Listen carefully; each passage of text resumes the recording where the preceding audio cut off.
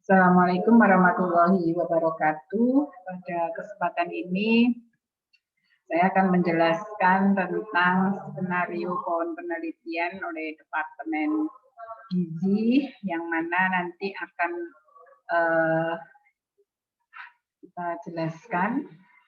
Yang pertama adalah kita berangkat dari akar dari ilmu gizi yang harus dikuasai secara mendasar. Ini adalah zat gizi, baik itu makro, mikro. Makro karbohidrat, protein, dan lemak. Mikro adalah vitamin, mineral, air yang itu kesemuanya menjadi dasar dari ilmu gizi, sehingga ini harus kita berikan di semuanya dengan lengkap dengan metabolisme yang ada di dalam tubuh, karena semuanya bersumber pada mikronutrien maupun makronutrien. Di dalam perjalanannya zat gizi ini ada dua, yaitu sebelum dikonsumsi dan sesudah dikonsumsi. Kalau yang kemudian yang ketiga yaitu dikonsumsi, sehingga tiga topik atau tiga jalan ini yang dimana makanan itu akan bisa memiliki kemanfaatannya di dalam tiga ini, sebelum dikonsumsi dan dikonsumsi dan efek atau setelah dikonsumsi. Ketiganya ini akan menjadi bahan kajian dari masing-masing gizi. Nah, kemudian untuk sebelum dikonsumsi ini terkait dengan keamanan pangan, sistem pelayanan gizi yang ada di baik itu di pelayanan kesehatan maupun di pelayanan umum, dalam hal ini adalah catering, warung, dan lain sebagainya, yang mana ini sebelum dikonsumsi ini akan lebih banyak berhubungan dengan pengolahan bahan makanan. Nah, produk-produk dari bahan keamanan bahan makanan itu akan menjadi satu, yaitu di keamanan pangan. Nah, pada kelompok bahan makanan yang sebelum dikonsumsi inilah yang nanti akan dipakai untuk literasi teknologi, yaitu aplikasi penggunaan aplikasi BPOM, yang mana itu semua produk bahan makanan yang beredar dan mendapatkan izin semuanya terdaftar di BPOM, sehingga masyarakat bisa mengakses, bisa mendownload aplikasi tersebut, sehingga pemanfaatannya bisa dicek untuk apakah bahan makanan ataupun makanan yang kita konsumsi itu sudah tercantum baik itu PIRT, baik itu izin edar dan lain sebagainya yang dikeluarkan oleh BPOM, itu semuanya ada di aplikasi ini. Kemudian setelah dikonsumsi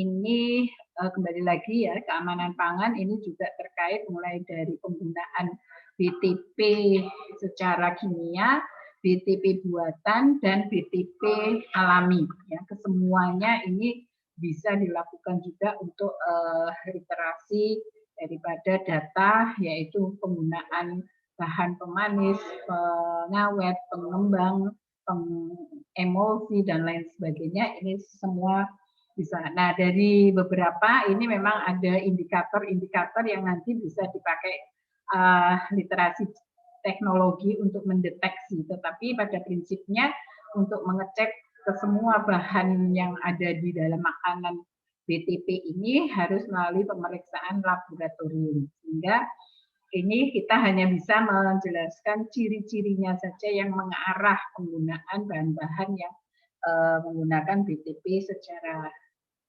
sesuai maupun tidak sesuai peruntukannya. Kemudian setelah dikonsumsi ini bisa pada kelompok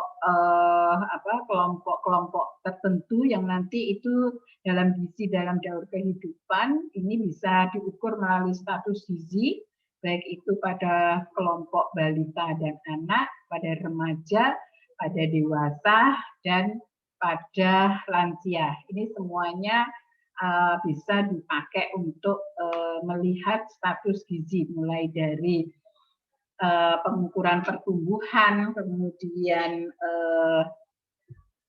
semuanya. Nah, ini nanti mungkin bisa berkolaborasi dengan bagian perkembangan, ya. Kalau pertumbuhan itu dilihat dari sisi pemenuhan zat gizinya, perkembangan itu lebih ke psikologinya, sehingga status gizi ini akan berkolaborasi. Dan saat ini banyak sekali aplikasi-aplikasi yang bisa di-download untuk melihat dengan mengacu pada indikator WHO 2005, ya, bagaimana kita melihat berat badan, tinggi badannya sekian, berat badannya sekian, maka akan keluar hasil yang mana itu bisa diakses dengan menggunakan Google, ya, sehingga ini bisa di-download aplikasi-aplikasi semuanya itu. Kemudian untuk di penyakit bawaan ini juga lebih pada diet, ini juga ada aplikasi untuk melihat apakah makanan yang kita konsumsi untuk pemenuhan nilai gizinya itu bisa muncul, ya, dengan menggunakan program EpiInfo, sehingga ini akan bisa kita lihat. Nah, beberapa kasus penyebab dari penyakit munculnya akibat dari gangguan dari pemenuhan gizi, ini bisa BBLR, kemudian remaja pada anemia pada remaja, pada ibu hamil, pada kelompok obes, dan lain sebagainya. Nah, kemudian dampak yang bisa dilihat dari akibat dari mengkonsumsi, ini munculnya beberapa penyakit-penyakit PTM, penyakit tidak menular, yang mana itu nanti kalau akan berkolaborasi dengan dietetis, ya, untuk menentukan, atau ini untuk di klinis di rumah sakit, ya, sehingga diet penyakit degeneratif ini banyak sekali muncul, tetapi peruntukan daripada Kesmas diet ini harapannya yaitu pencegahan, ya, agar masyarakat itu melakukan upaya mengurangi beberapa produk-produk ini, sehingga untuk mempertahankan derajat kesehatannya. Tapi diet penyakit degeneratif ini biasanya akan berkolaborasi dengan pusat layanan kesehatan dalam melakukan diagnosis terhadap proses penyembuhan, mulai dari medis, nutrition, kemudian petugas kesehatan perawat, dan lain sebagainya, sehingga ini akan membawa pengaruh. Itulah roadmap dari penelitian gizi secara prinsip, bahwa gizi Kesmas yang ada ini untuk memenuhi daripada upaya preventif, upaya promotif yang dilakukan agar upaya rehabilitasi agar masyarakat tetap sehat. Demikian paparan pohon penelitian dari Departemen Gizi yang telah disampaikan. Ada kurang lebihnya, mohon maaf. Assalamualaikum warahmatullahi wabarakatuh. Mungkin